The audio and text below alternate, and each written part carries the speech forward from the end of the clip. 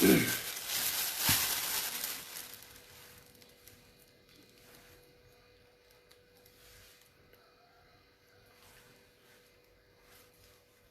สงขะ มาสงขะไว้บ่มีพี่น้องเขากันมาสงขะเมื่อได้กังเนื้อเจ้าค่ะเนาะกังเนื้อเจ้าเมื่อห้อมไปกินทางในกังเนื้อเจ้าในเข้าโดยได้กินก็เลยกะ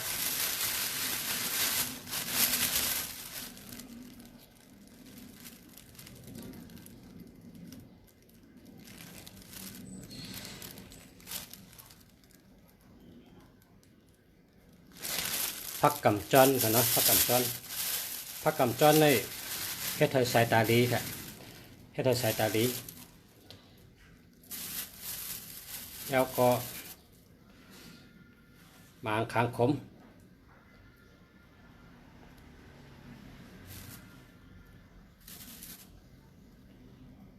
กินชามลุกอะ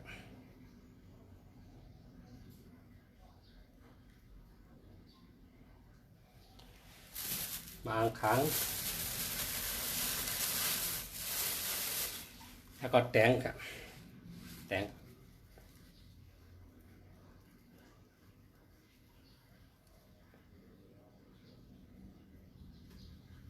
ครับหมักแตงแล้วก็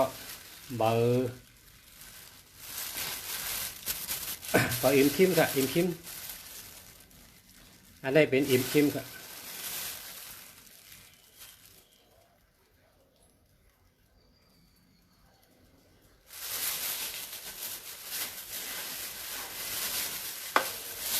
แล้วในยอดไม่กอกครับยอดไม่กอกค่ะเนาะส้มอีกค่ะ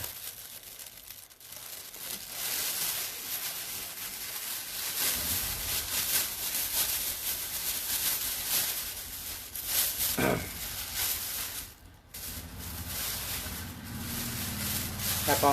เบอร์พักคำครับเบอร์พักคำ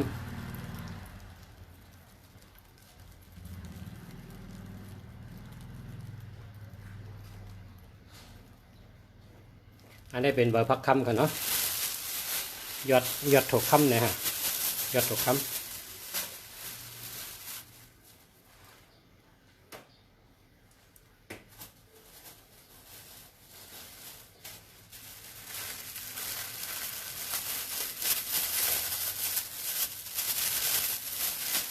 แล้วก็อะไรหมักเก่งครับหมักเก่ง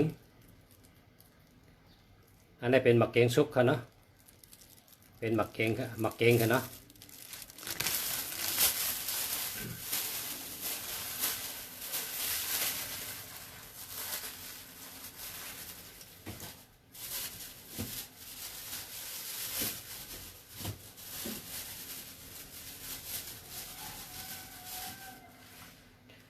อันนี้โหพักปึกอะโหพักปึก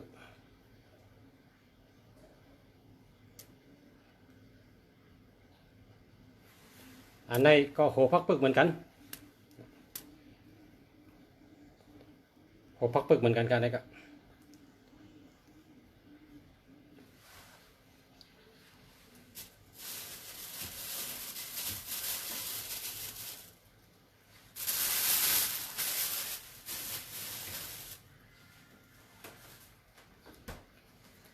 แล้วก็หมักแกมของค่ะใส่หมักแกมของนะพอรอกันหมดเราเป็นจังไงครับ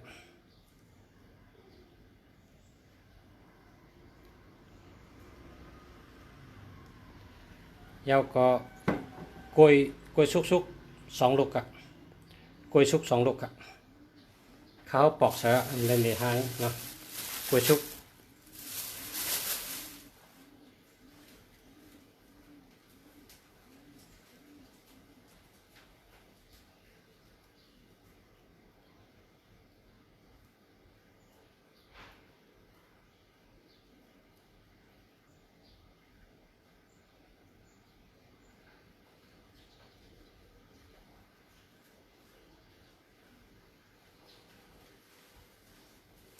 นะครับกล้วยสุก ชุกๆ2 ลูกครับ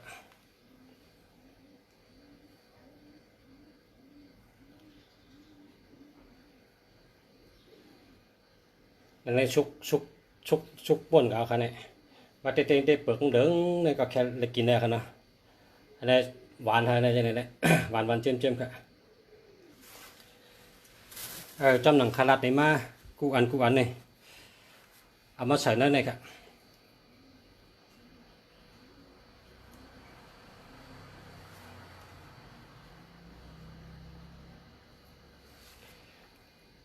เมียวอันกินไรเนี่ยเอามาใส่ล้อกันกูเมียวหางมี33 เมียวยอดไม้หมากไม้พักหนอกพักกีพักหอมโดนพักอิ่มคิมอันยอดที่ก้นเขากินนั่นเนี่ยเอามาใส่ล้อกัน1 ดำ 1 ดีอ่ะก็กะอันไร4-5 เมียวก็เลย5-6 เมียวก็เลยเพราะว่าเนื้อแก้มเต้หรืออะไรมี33 เมียวครับ33 เมียวมาล้อกันให้ปั่นให้กินกันนะเจ้าครับปั่นให้กินกันนะเจ้าครับ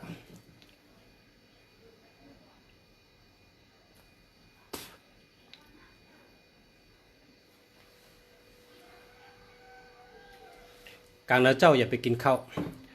นะให้กินอันไหนครับเพราะกินอันไหนเป็นอียาล้างสารพิษล้างยอกะล้างแปดยาเบื่อเนื้อใส่เขาเนื้อตูเขาเนื้อตับเขาเนื้อปอดเขาล้างแปดอันเขากินลงกะเขากินมากูเมียวนั่นอันเป็นเพศต่อคนเขาน่ะเขากินกูวันเนี่ยมันหนังพวกเปิ้นผูกพักในเปิ้นฉีดยาเบื่อเนาะเปิ้นผูกพักเอาเปิ้นฉีดยาเบื่อพอเปิ้นเลี้ยงหมูเนี่ยก็เปิ้นเลี้ยงอียาให้หมูนั่นเจียวตัวใหญ่เจียวปีเหี่ยวก็ก้นเขาจะมากินเนื้อหมูขึ้น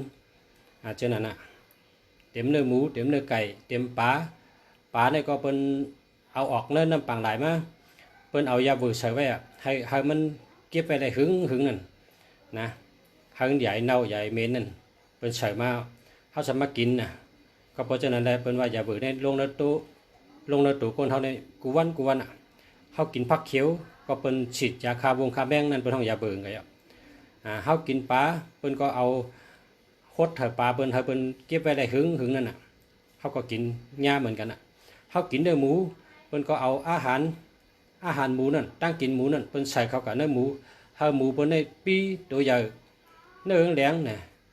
เปิ้นปั่นกินตั้งกินทั้งเจียวใหญ่เจียวปีนั่นก้นเฮาจำก็ซื้อมากินน่ะเพราะหมูเนี่ยอายุอยู่หึงอายุหมูเนี่ยอยู่ถึง10 ปีแล้วตายแล้วนะคนเท่านั้นอายุซ้ำอยู่ปากเศร้าก่อนเนาะมันก็80มันก็90ให้แน่ก็ตายคนเท่านั้นซ้ำอยู่หึงก็เพราะฉะนั้นแหละหนังคือเตอยู่ดีกินหวานอายุยืนยาวกูคนกูเจ้านะอันคาลัดในสู่เจ้าเนี่ยเมื่อในซื้อเหเอาปั่นกินทั้งผังมันนะกลางเดือนเจ้าค่ะเพราะตื่นมาก็กินเอาใครพอตื่นมาก็กินอย่าไปค่อยกินข้าวนะพอกินอันนั้นเนี่ยพอต้องไปเข้าเมื่อเราต้องไปกินป้อมไปต้องไปเข้าก็ไปดูกินอันนั้นอยู่ได้ครับทำต้มกินไข่ไก่ครับต้มกินไข่ไก่พอหลานได้กิน1 วัน5 ลูก6 ลูก7 ลูก8 ลูกก็ไรครับต้มกินไข่ไก่ครับหลานเนี่ยออกอลีหยาดดีปีหยาดดีครับต้มให้กินไข่ไก่ครับนะกลางเดือนเจ้าลูกอ่อนเพราะอาซักไปถึง40ได้กินได้7-8 ลูกก็ไร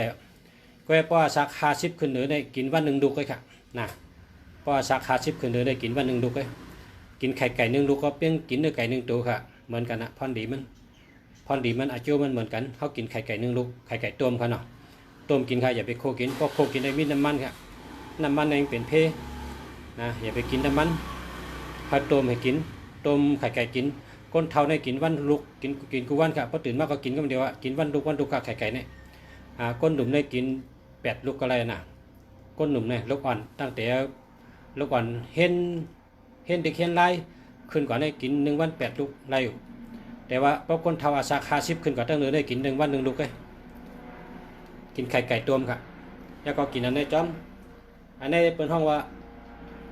ปั่นหมักดอกเหยอดพักมาลอกกันฮะกันในคาได้ปั่นกัน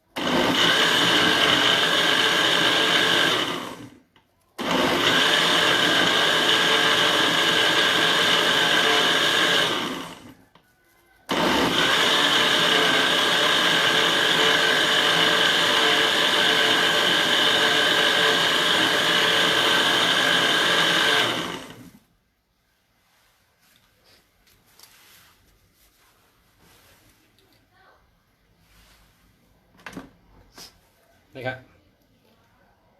ปั่นได้ไหมอะครับ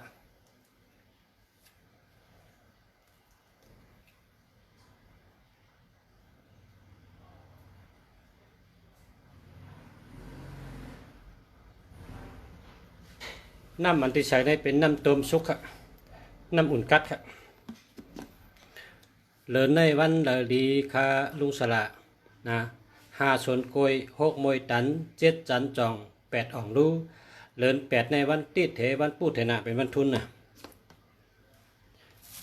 กามอ่านนั่นกามเจ้ากังเสือเขาอ่านกูบอก5 ส่วน กล้วย6 มวย ตัน7 จันจอง8 อ่องรู้9 หู้ลอง10 มองไถ11 จิ้มจอม12 ยอมสูงนับเอาตั้งแต่เรื่องเจงกะเจงห้องก่อนนะนับมากินครับครับเนี่ยกินจำกันครับ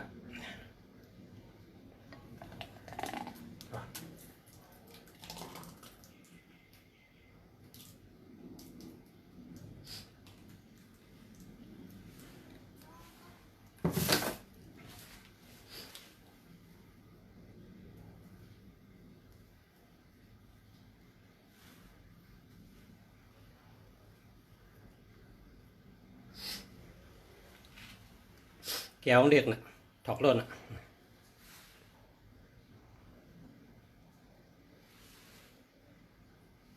อันนี้เป็นหมักไม้ปั่นหมักไม้ปั่นหมักแกมของเฮอันเท่ากินเองนะปั่นลอกอันกุมยกกยเฮหมักเกงเฮใช่ไหมครับอันนี้กินก่อนอาหารกันนะกินพอกินเหย้า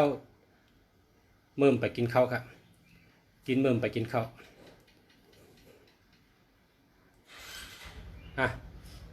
ผมมีพี่น้องแต่ก็กินจำกันครับมาชมครับไล่เฮ็ดปั่นกิน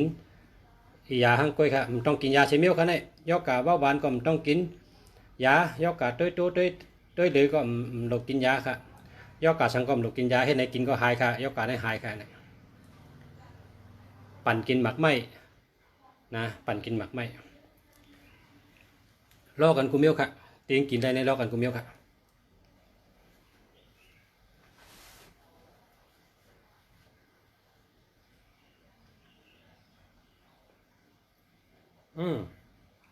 หวานฮะหวานจะหวานหอมครับหอมไอหมักเก๋งหอมโหพักปึกเนาะแล้วก็หอมหมักแกมของครับแอปเปิลนะนะครับหวานครับหอมครับเฮ็ดกินด้วยครับพ่อแม่พี่น้องเขาแต่ไรมีไปอยู่ดีแคมครับนานเท่าครับเนาะนานเท่านานตายนะกะเนาะอยู่ดีกินหวานค่ะ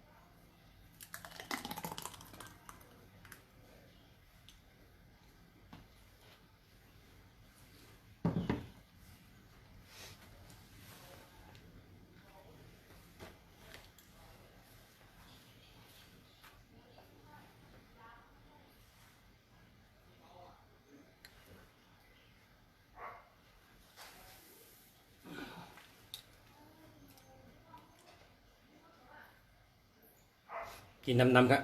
กินน้ำกินได้น้ำนี่แค่ดีครับเนี่ยเข้าเริ่มดูกินครับกินได้แค่ครับ